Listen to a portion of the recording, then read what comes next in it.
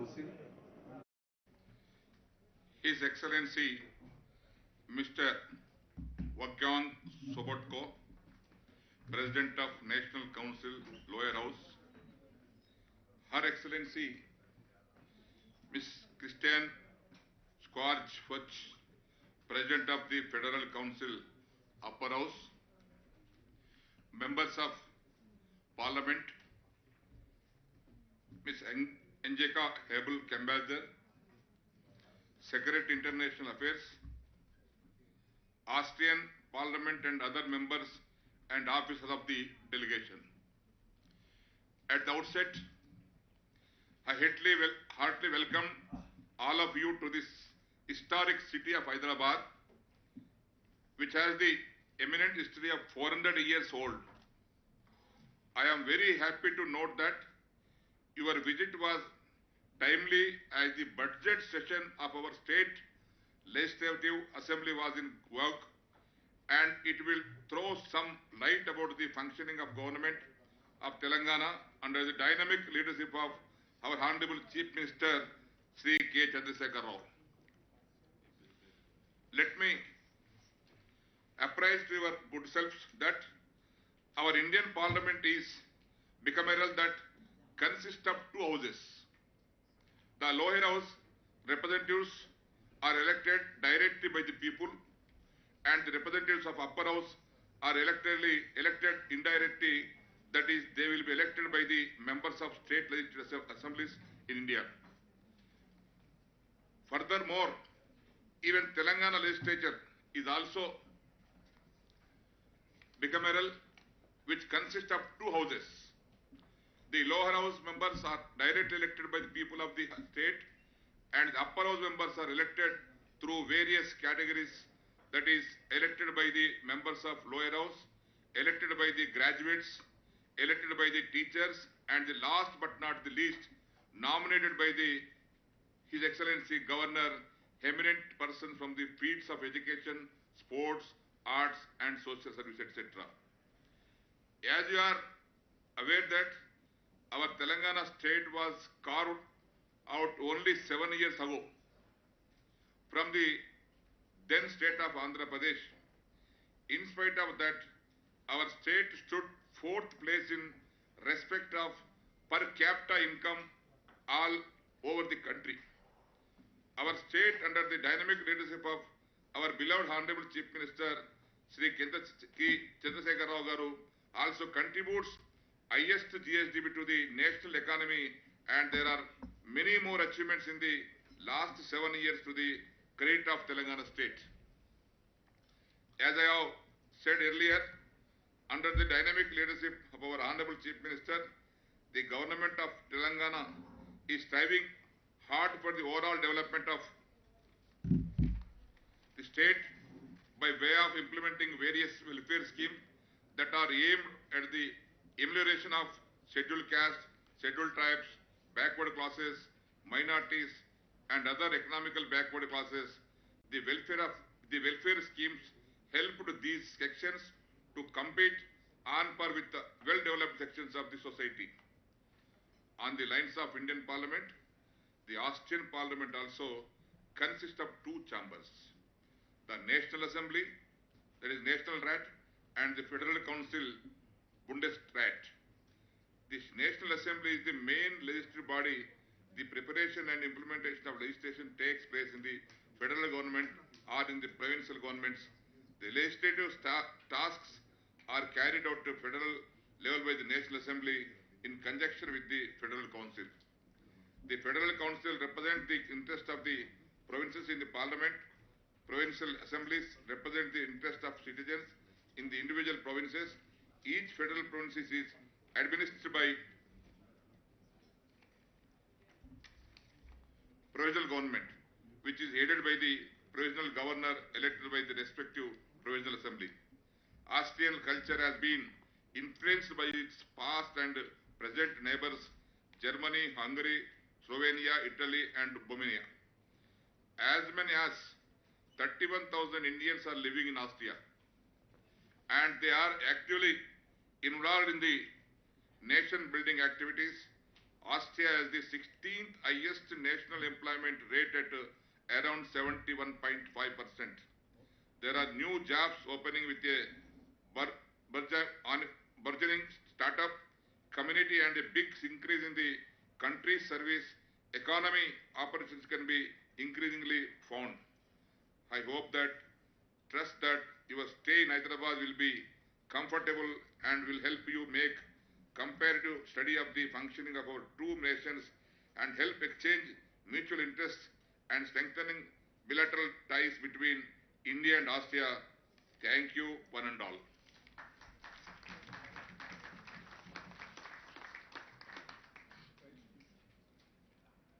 Now I request His Excellency, President of National Council, speak a few words.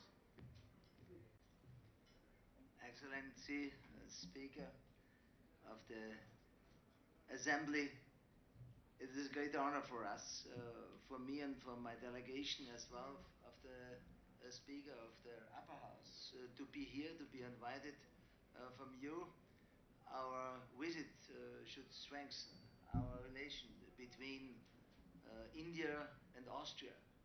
You mentioned the democracy system in your country, and you refer to Austria, and I think it's the same. We're a federal state with one central state and with 9 federal states since 1945. You see, you are founded in 1950 or 90.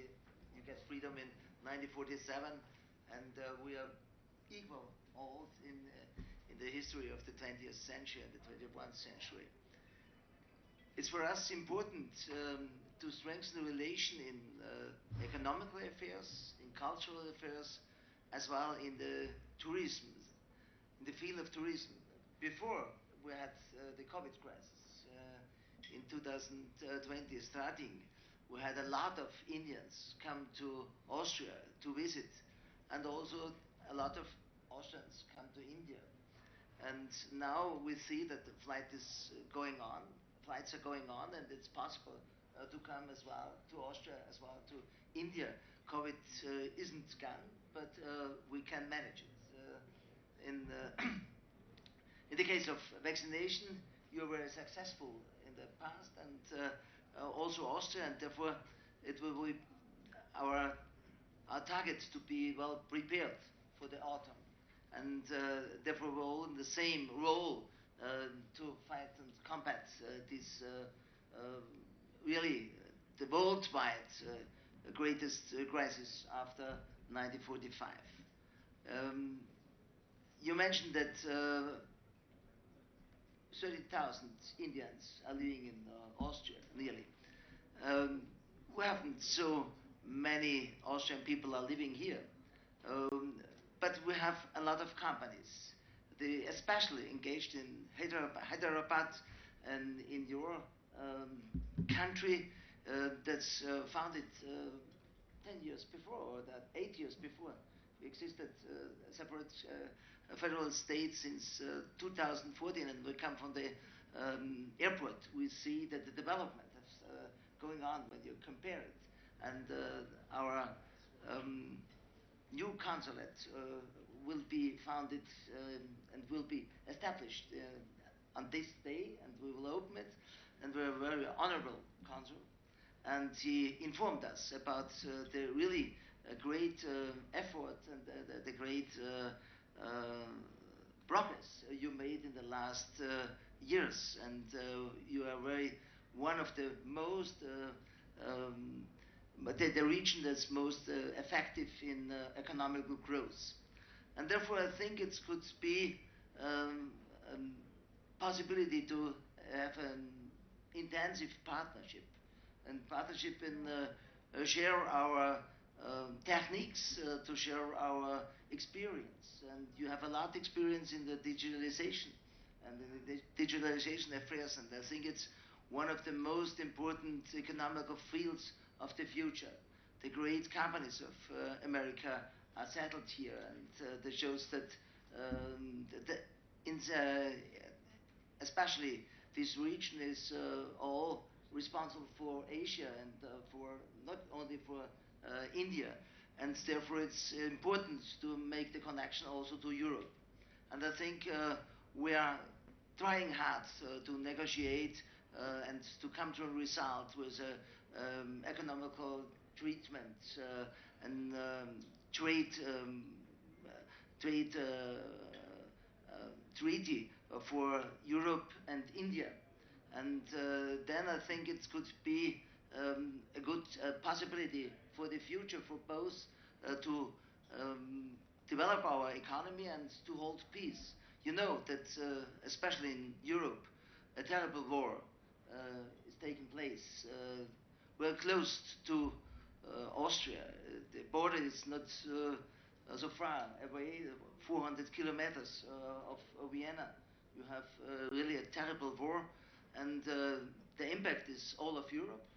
And I think it could be also in our discussions yesterday we heard it could be also an impact to Asia or to India, especially when you look about the special oil you get from the Ukraine, or oil and gas, and as well, especially for us, is the danger that the Ukraine is one of the most export nation for wheat and especially all the grain sorts. You see, we have a lot of to do in the future, and I think when we can cooperate, our problems could be easier and could be solved in the sense for increase the living standards for our people and for whom we are responsible.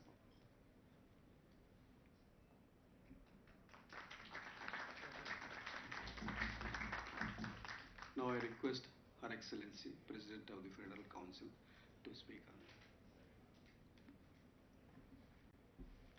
Your Excellency, I would also like to thank you for the invitation here to your Parliament. It is a great honor for us to be here. As Mr. President Sobotka has already said, the ties between Austria and India are very important for us. We are happy to open the honorary consulate today, to have the inauguration, and we hope to further strengthen the ties between Austria and India, especially when it comes to economic ties. Yeah, your president mentioned it before, there are many job openings in Austria all over Europe. The population in Europe is shrinking, the population in India is growing. So it's an interesting market for European companies to have ties here to India, and we hope to have some economic ties. Coming to parliamentarism, being a woman, I counted how many women I saw on the floor today, and I would like to ask the question, what's the percentage of the women in your parliament? In Austria there are more than 40% in the National Council, and also more than 40% in the Federal Council. And why are there not more women? Maybe you can answer me that question. I would be very interested in that. Thank you.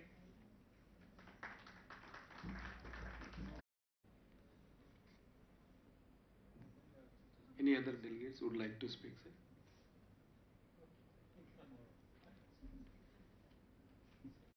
Yes. He was one of the first prime minister on the world and the most famous known a woman at the top of the state. A good example for democracy and also the possibility for career also independent from the gender state. So thank you very much, Christine, for the remarks and the question.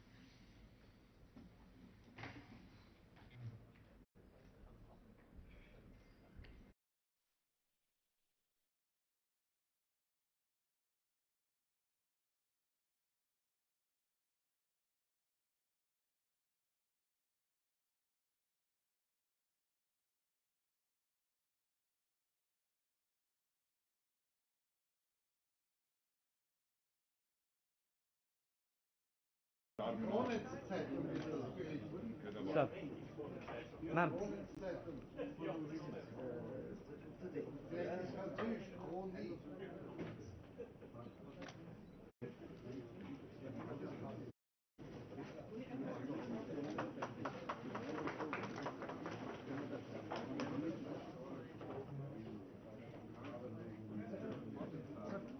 Sir. Sir, here.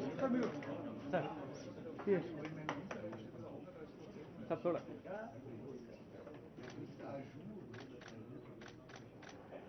Thank you.